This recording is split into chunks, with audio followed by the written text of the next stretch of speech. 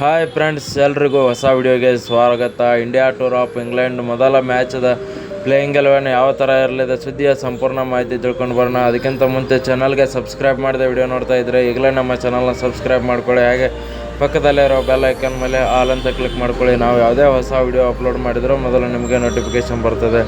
ಮೊದಲನೇದಾಗಿ ನೋಡೋದಾದರೆ ನಮ್ಮ ಭಾರತ ತಂಡದ ಪ್ಲೇಯಿಂಗ್ 11 ನೋಡೋದಾದರೆ ಅಭಿಷೇಕ್ ಶರ್ಮಾ ಅವರು ಇರ್ತಾರೆ, ಸಂಜು ಸ್ಯಾಮ್ಸನ್ ಇರ್ತಾರೆ, ಇಶಾನ್ ಕಿಶನ್ ಅವರು ಇರ್ತಾರೆ, ಹಾಗೆ ಕ್ಯಾಪ್ಟನ್ ಆಗಿರ್ತಕ್ಕಂಥ ಶ್ರೇಯಸ್ ಅಯ್ಯರ್ ಅವರು ಕೂಡ ಇರ್ತಾರೆ, ತಿಲಕ್ ವರ್ಮಾ ಅವರು ಇರ್ತಾರೆ, ಹಾಗೆ ಆಲ್ರೌಂಡರ್ ಶಿವಮ್ ದುಬೆ ಇರ್ತಾರೆ, ಶಿಯಾನ್ ಶೆಟ್ಗೆ ಅವರು ಇರ್ತಾರೆ, ಅಕ್ಷರ್ ಪಟೇಲ್ ಆಗಿರ್ಬೋದು, ಹಾಗೆ ಹರ್ಷಿತ್ ರಾಣಾ ಅವರು ಇರ್ತಾರೆ, ಹರ್ಷದೀಪ್ ಸಿಂಗ್ ಅವರು ಕೂಡ ಇರ್ತಾರೆ. ಬಟ್ ಇಲ್ಲಿ ಒಂದು ಪ್ಲೇಸ್ಗೆ ಒಂದು ಜಟಾಪಟಿ ನಡೀತಾ ಇದೆ ಅಂತಲೇ ಹೇಳ್ಬೋದು.